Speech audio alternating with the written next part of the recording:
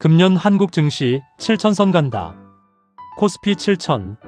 이 숫자 듣고 지금 코웃음 치신 분 손 한번 들어보세요. 에이, 또 뻥이지. 맨날 간다 하면서 언제 갔어? 네, 그 심정 충분히 이해합니다. 그런데요, 이번엔 좀 다릅니다. 왜 다르냐고요? 삼성전자 영업이익이 올해 200조 원을 넘길 것으로 예상됩니다. 200조 원이요. 이게 얼마나 큰 숫자냐면 대한민국 1년 국가 예산의 절반에 가까운 돈을 회사 하나가 벌어들인다는 뜻입니다. 그리고 이건 제 말이 아닙니다. 키움증권, 우리금융, NH투자증권 등 대한민국 대표 증권사들이 보고서로 내놓은 숫자입니다. 오늘 이 영상에서는 왜 지금 전문가들이 7,000을 외치는지, 그리고 더 중요한 것, 그래서 우리 같은 일반 투자자는 어떻게 해야 하는지를 알려드리겠습니다. 이 영상을 안 보셔도 됩니다. 다만 나중에 그때 왜 그 영상 안 봤을까? 이러실 수 있다는 건 말씀드리겠습니다. 자, 먼저 한 가지 불편한 이야기부터 하겠습니다. 대한민국 사람들은 주식하면 트라우마가 있습니다. 코스피는 만년박스피다. 한국 주식은 답이 없다. 그냥 미국 주식 사라. 이런 말 다들 한 번씩 들어보셨죠? 그게 틀린 말이 아니었습니다. 과거에는요, 지난 20년간 코스피는 2,000에서 3,000 사이를 왔다 갔다 했습니다. 그래서 박스피라는 별명이 붙었죠. 그 사이에 미국 주식은 어땠습니까? S&P 500이 7배 이상 올랐습니다. 그러니 한국 주식하지 말라는 말이 설득력이 있었던 겁니다. 그런데요, 바로 여기에 함정이 있습니다. 대부분의 사람들이 과거에 안 올랐으니까 앞으로도 안 오를 거야, 이렇게 생각합니다. 이걸 심리학에서는 최근 편향이라고 합니다.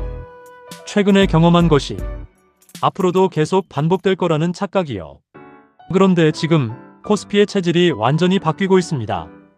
과거의 코스피와 지금의 코스피는 이름만 같지 전혀 다른 시장입니다. 뭐가 달라졌는지 지금부터 천천히 설명드리겠습니다. 자, 이제부터 집중해주세요. 코스피가 왜 7,000까지 갈 수 있다는 건지 딱 3가지 이유로 정리해드리겠습니다. 어려운 경제용어는 최대한 빼고 누구나 이해하실 수 있도록 쉽게 풀어드리겠습니다. 이유 하나, 반도체가 돈 인쇄기가 됐습니다. 첫 번째 이유, 반도체입니다. 반도체 맨날 반도체. 지겨우시죠? 그런데 이번에는 규모가 다릅니다. 삼성전자의 올해 영업이익 전망치가 200조 원입니다. SK하이닉스는 170조 원입니다. 두 회사 합치면요, 370조 원입니다. 감이 안 오시죠? 비교를 해드리겠습니다. 작년, 그러니까 2025년에 코스피 전체 기업의 영업이익이 307조 원이었습니다. 올해는요, 754조 원으로 전망됩니다. 1년 만에 2배가 넘게 뛰는 겁니다. 그리고 이 성장의 절반 이상을 삼성전자와 SK하이닉스, 이 두 회사가 책임지고 있습니다. 왜 이렇게 됐을까요? 답은 간단합니다. AI 때문입니다. 챗GPT 아시죠? 지금 전 세계 빅테크 기업들이 AI에 미친 듯이 돈을 쏟아붓고 있습니다. AI를 돌리려면 뭐가 필요합니까? 반도체입니다. 그것도 아무 반도체가 아니라 고대 역폭 메모리라는 특수 반도체가 필요합니다. 이름은 어려운데 핵심은 간단합니다. AI가 한꺼번에 엄청난 양의 데이터를 처리하려면 기존 반도체보다 훨씬 빠르고 훨씬 많은 양의 데이터를 담을 수 있는 특별한 메모리가 필요하다는 겁니다. 그리고 이 특수 반도체를 전 세계에서 가장 잘 만드는 나라가 어딥니까? 대한민국입니다. 삼성전자와 SK하이닉스, 이 두 회사가 전 세계 시장을 양분하고 있습니다. 글로벌 투자은행 HSBC는 한국을 AI 반도체의 핵심 수혜국으로 꼽았고, 피델리티도 같은 의견을 냈습니다. 쉽게 비유하면 이렇습니다. 전 세계가 금을 캐러 달려가고 있는데 곡괭이를 만드는 유일한 가게가 한국에 있는 겁니다. 곡괭이를 만드는 가게 주인이 돈을 안 벌 수가 없겠죠? 이유 둘, 주가가 너무 싸다는 겁니다. 두 번째 이유입니다. 이건 전문 용어로 밸류에이션이라고 하는데 쉽게 말씀드리겠습니다. 주식에는 적정 가격이라는 게 있습니다. 예를 들어 볼게요. 치킨집이 하나 있습니다. 이 치킨집이 1년에 1억을 멉니다. 그러면 이 치킨집의 가치는 얼마일까요? 보통 연수익의 10배 정도로 봅니다. 그러면 약 10억 원짜리 가게인 거죠. 주식도 마찬가지입니다. 회사가 1년에 얼마를 버느냐에 따라 적정 주가가 달라집니다. 그런데 지금 삼성전자를 보면요. 1년에 200조 원을 벌 것으로 예상되는데 주가는 그에 비해 턱없이 낮습니다. 전문가들이 쓰는 지표로 말씀드리면 삼성전자의 PER, 그러니까 주가 대비 이익 비율이 5.3배밖에 안 됩니다. 이게 얼마나 싼 거냐면요. 아까 치킨집 비율을 다시 가져오면 1년에 1억 버는 치킨집을 5억 3천만 원에 살 수 있다는 뜻입니다. 보통 10억은 줘야 하는데 반값 세일을 하고 있는 셈이죠. 우리금융 전문가의 말을 빌리면 코스피 전체 기업의 이 비율이 지난 20년 중 가장 낮은 수준이라고 합니다.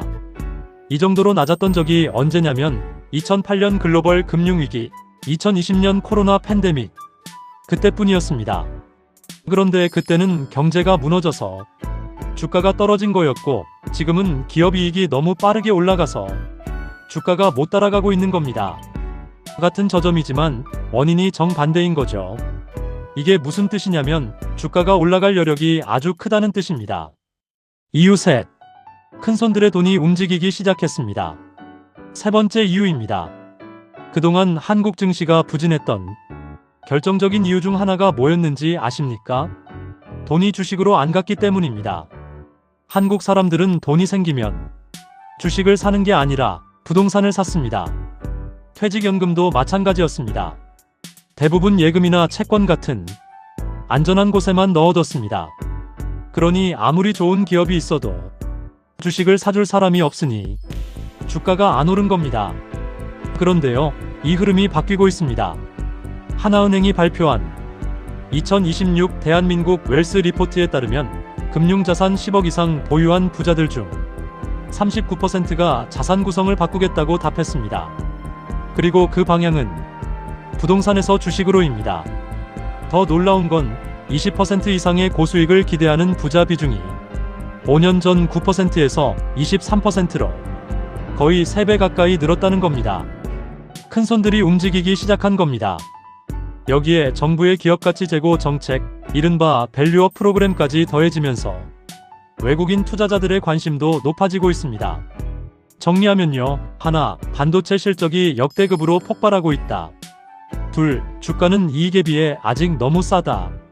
셋, 큰손들의 돈이 주식시장으로 들어오기 시작했다. 이 세 가지가 동시에 벌어지고 있는 겁니다. 그래서 전문가들이 7천이 가능하다고 말하는 겁니다. NH투자증권은 코스피 7천은 간다고 했고 우리금융은 올 연말 7,100까지 가능하다고 했습니다. 심지어 PER 10배만 적용해도 7,911배를 적용하면 8,900까지도 열려있다는 분석까지 나왔습니다. 그런데 여기서 반드시 짚어야 할 게 있습니다.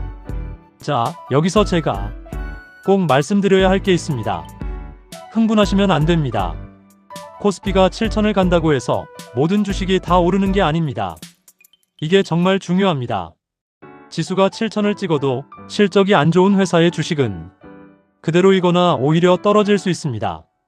실제로 지금도 코스피가 오르는 건 삼성전자, SK하이닉스 같은 실적이 뒷받침되는 대형주 중심입니다. 전문가들은 이걸 선별적 장세라고 부릅니다. 되는 놈만 되는 시장이라는 뜻이죠.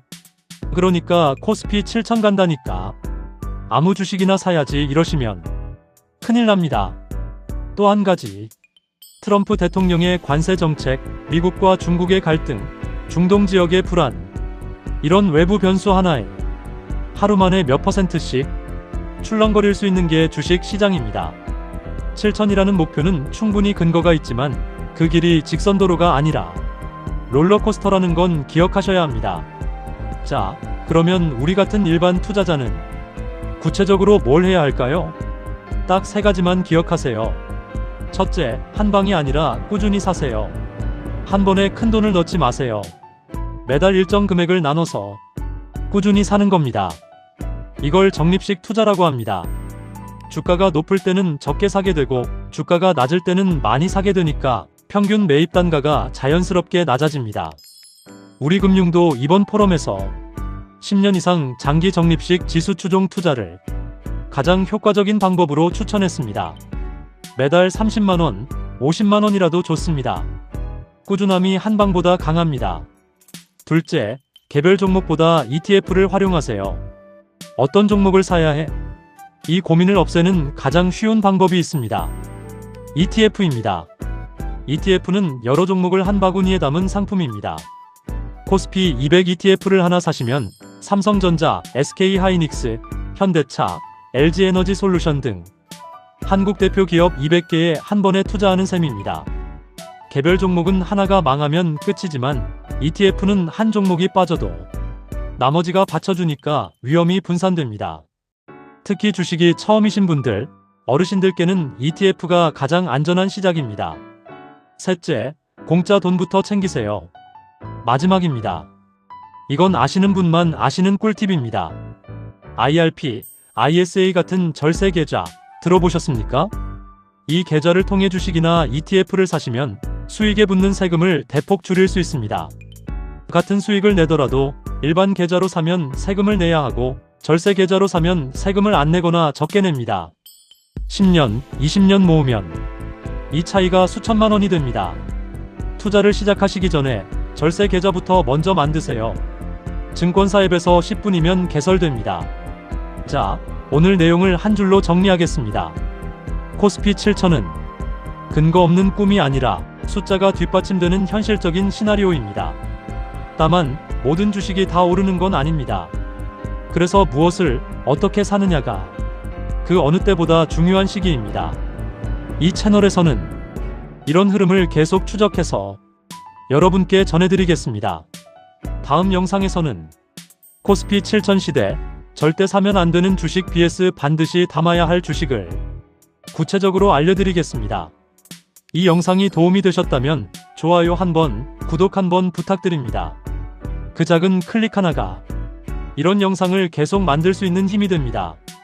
그리고 주변에 주식 고민하고 계신 분이 있다면 이 영상을 한번 공유해주세요. 감사합니다. 다음 영상에서 뵙겠습니다.